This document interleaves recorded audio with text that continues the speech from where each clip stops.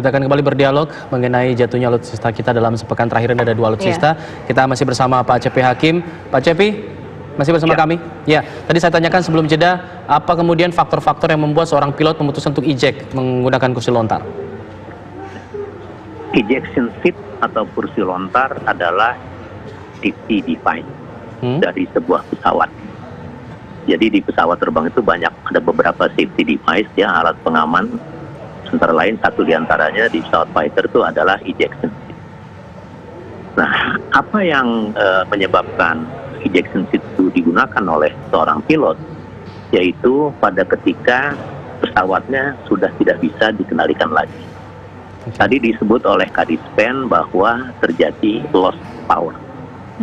Loss power berarti pesawat itu tidak bisa dikendalikan. Jadi dia menggunakan ejection seat untuk bail out atau keluar dari pesawat menyelamatkan diri. Jadi itu tentang ejection seat atau kursi lontar.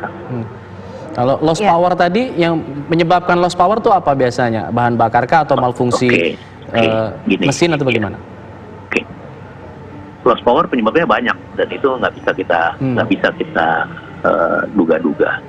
Dan khusus ini juga berbagi aja, khusus pada kasus-kasus kecelakaan pesawat militer, apakah itu angkatan darat, angkatan laut, angkatan udara, maka yang berhak ya, ada universal code of conduct namanya, ada kode etik yang universal berlaku bahwa apabila terjadi kecelakaan pesawat militer, maka yang berhak memberikan penjelasan, memberikan analisis dan diskusi itu namanya authorized personnel.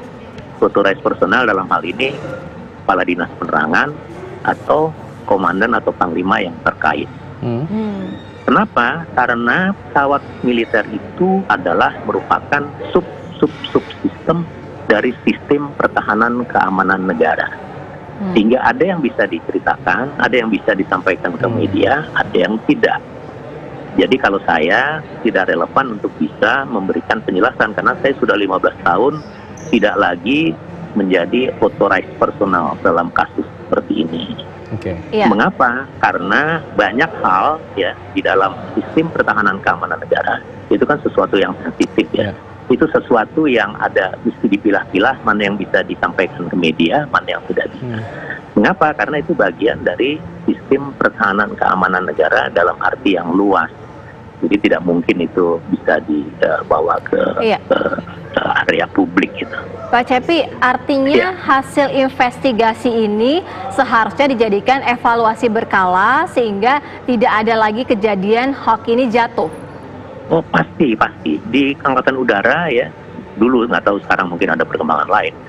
Dulu selalu kalau ada kecelakaan pesawat itu maka ada tim PPKP, panitia penyelidikan penyebab kecelakaan pesawat terbang. Itu di bawah salah satu asisten di markas besar yang memang tugasnya adalah merupakan bagian dari siklus untuk mengelola keselamatan penerbangan dan dalam aspek pelaksanaan operasi penerbangan militer. Artinya dari sejarah pesawat jatuh ini yang kebanyakan karena apa dan apakah evaluasinya tidak berjalan, Pak Cepi? Oh, nggak bisa dibilang begitu. Kecelakaan kan bisa terjadi kapan aja, di mana saja dan bagaimana. Dan kita tidak bisa menjudge bahwa kecelakaan ini sebabnya ini, sebabnya itu, nggak bisa. Kecelakaan itu baru bisa dijelaskan kepada masyarakat luas setelah tim investigasi selesai melakukan evaluasi. Tim investigasi akan membuat satu rumusan setelah selesai investigasi itu untuk dibagikan ke banyak sektor. Ya, ada yang ke dalam, ada yang keluar. Ke dalam itu untuk introspeksi dan siklus dari proses pengelolaan keselamatan penerbangan, keluar untuk publikasi porsinya masyarakat luas. Dan ada beberapa lagi yang didistribusikan sebagai masukan ke pihak pabrik pesawat misalnya. Gitu. Jadi nggak bisa kita bilang, oh berarti ini kesalahannya pemeliharaan nih, berarti kesalahannya ini nih, nggak bisa begitu. Karena membutuhkan audit, membutuhkan investigasi, membutuhkan penyelidikan yang berdasar pada data dan fakta yang ada. yang harus dikumpulkan terlebih dahulu, yang harus dianalisis, yang harus didiskusikan oleh orang-orang yang kompeten di bidangnya masing-masing. Jadi tidak sesederhana itu kita bisa mencapai satu kesimpulan dari terjadinya sebuah kecelakaan pesawat. Bicara masalah data dari pesawat Hawk 209 ini, sudah dipakai untuk operasi apa saja di Indonesia ini selama penggunaannya, Pak Cepi?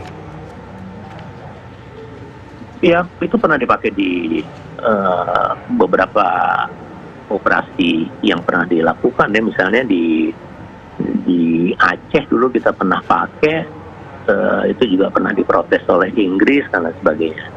Jadi banyak operasi-operasi itu kan, operasi dan latihan itu kan terjadwal setiap tahunnya, dan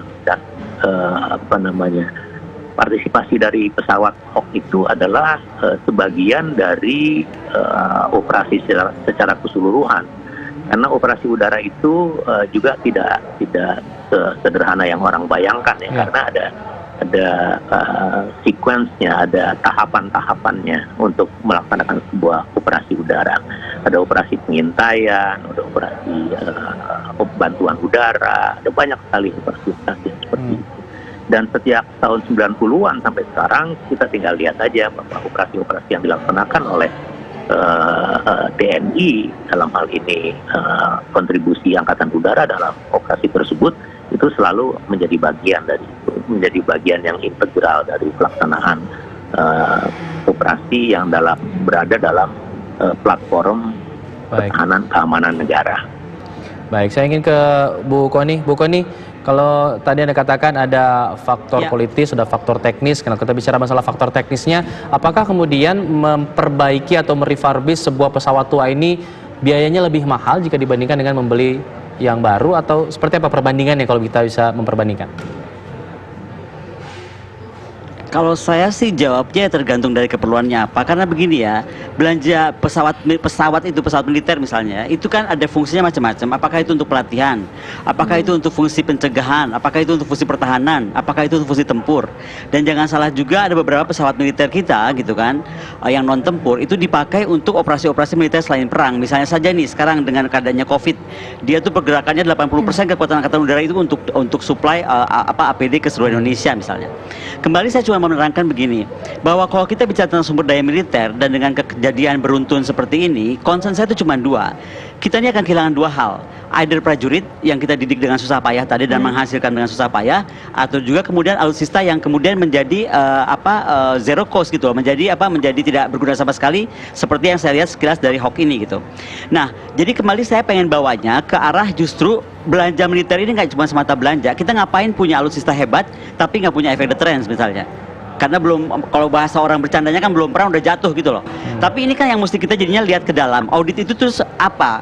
Audit itu apakah diumumkan ataukah kemudian diberi betul-betul perhatian khusus karena ini kejadiannya berturut-turut misalnya seperti itu. Saya percaya bahwa memang ada hal yang tidak bisa diceritakan keluar, tapi kembali dilihat tadi fungsinya sedang apa gitu. Kalau sedang pelatihan atau apa, saya rasa sih sebenarnya nggak apa-apa kalau kita untuk melihat apa sih ini ujung pangkal dari jatuhnya Hawk ini. Kembali saya cuma mengingatkan bahwa kita tuh nggak cuma semata-mata membeli investasi senjata atau alutsista. Kita mesti banyak hal terkait pemeliharaan itu, bagaimana penempatannya, bagaimana penyimpanannya, bagaimana penyediaan supply chain logistik alat-alat kelengkapannya gitu. Yang paling pasti yang mau saya bilang adalah kita ini sekarang harus bisa melihat bahwa fungsi pertahanan kita itu harus jalan. Fungsi deterrence kita mesti jalan. Nah, selama ini kan kalau kita lihat ada kejadian terus kemudian investigasi terus kemudian kita nggak tahu apa kabarnya gitu loh. Dan ini yang mesti kita mungkin akhirnya gali, dan dengan Komisi 1 saya rasa yang tadi saya bilang aspek politik, apa sih kemudian yang bisa kemudian membuat kita lebih bagus. Contoh ya, saya ini orang yang agak kecewa dengan 98 yang membuat reformasi TNI itu katanya membuat TNI nggak boleh berbisnis. Jangan salah, di beberapa negara justru yang membuat bisnis dan industri, contohnya industri penerbangan, itu oleh militernya sendiri gitu. Contoh kita dulu, Nurtanio sebelum jadi IPTN kan punya Angkatan Udara, yang bikin juga Kepala Staf Angkatan Udara gitu. Sekarang bukan jadi milik Angkatan Udara sehingga Angkatan Udara nggak bisa betul-betul menguasai penerbangan, karena kita sendiri yang membuat kita terbelenggu oleh oleh kebijakan kita yang 98 yang menurut saya agak salah itu. Kemudian kembali lagi saya cuma mengingatkan, persenjataan tempur hanya satu itu, dia mesti punya efek deterrence. Jadi jangan sampai efek deterrence-nya itu nggak bisa terwujud hanya karena kita gagal di pemeliharaan, gagal di pemerawatan, gagal di logistik, gagal di supply chain-nya, mungkin saya nggak tahu. Yang itu yang mungkin mesti jadi perhatian kita ke depan, gitu loh. Baik. Terima kasih Bu Kony, terima kasih Pak Cepi sudah berbagi informasi kepada kami di Kabar Petang juga pada pemirsa. Semoga bisa menjadi pembelajaran dan juga masukan yang bagus untuk pemerintah ke depannya.